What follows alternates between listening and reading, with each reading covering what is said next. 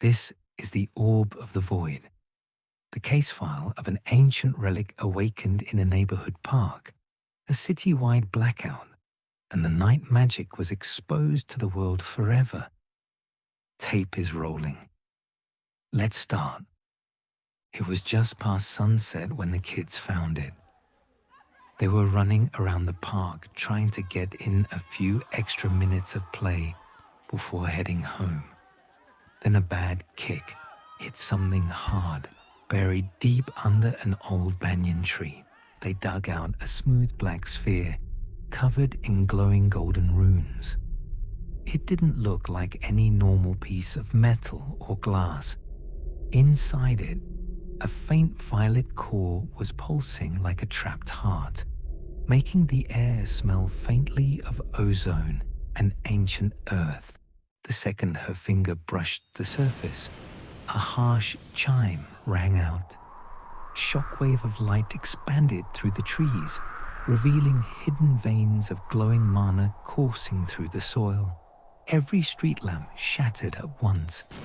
Driven by an ancient whisper in his head, the youngest boy drew energy into his chest, and his feet lifted off the grass, floating effortlessly against gravity.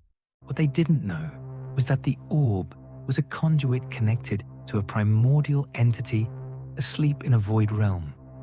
Awakening for the first time, the entity was hit by the harsh, unnatural noise of modern tech, power grid hums, radio waves, and engine static. Driven wild by the pain, it went unstable. It violently siphoned the neighborhood's power grid, the air's magic, and the kids' life force, ripping open a jagged dimensional rift that swallowed them whole. By morning, police cruisers encircled the park. Magic was a known force in this world, but ancient enclaves usually kept spell work strictly hidden from the public. An entire district blackout and a 15-foot crater of vitrified glass in a public park couldn't be swept under the rug. Detective Silas Vance took the case. Standard forensics were useless against rogue relics.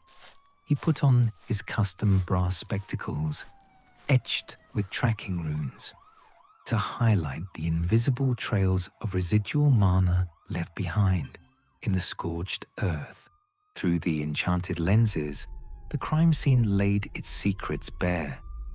Digital cameras were fried, the grid was dead, and deep claw marks burned into the glass showed the presence of a shape-shifting lycanthrope catfolk, a guardian who had arrived seconds too late.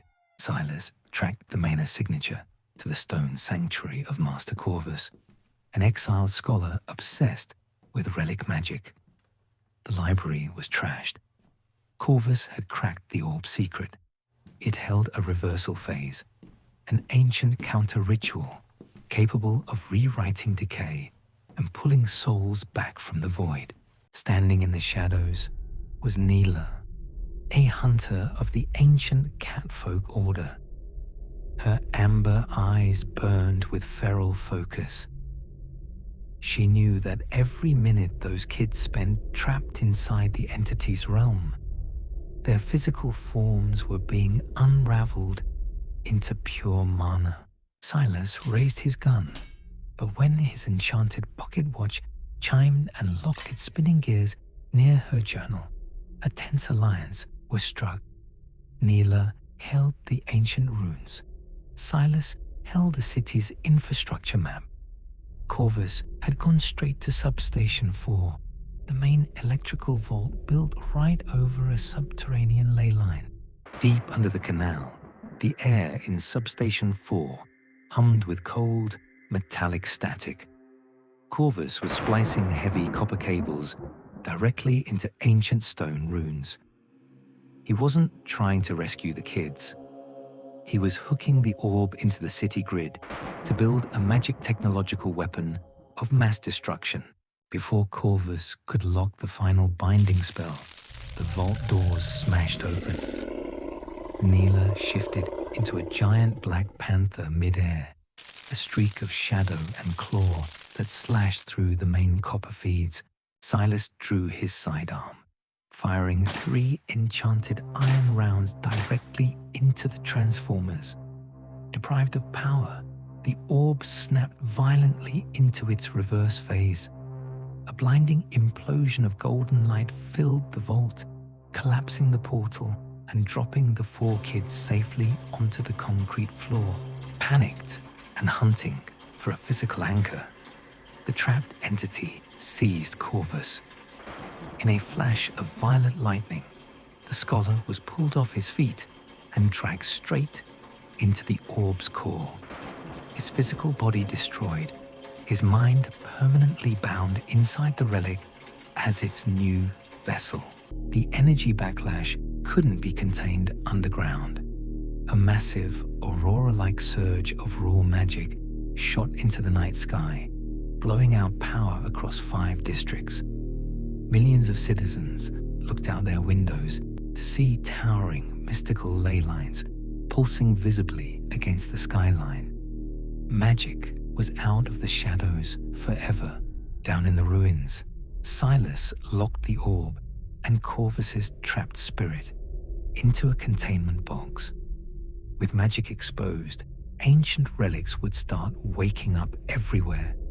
The detective, the catfolk hunter, and the spirit in the box formed an unlikely unit to hunt the new supernatural threats heading for their world. The orb was just the first signal flare.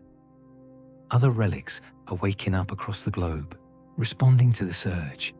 The grid is broken, the veil is gone, and the real investigation is just beginning.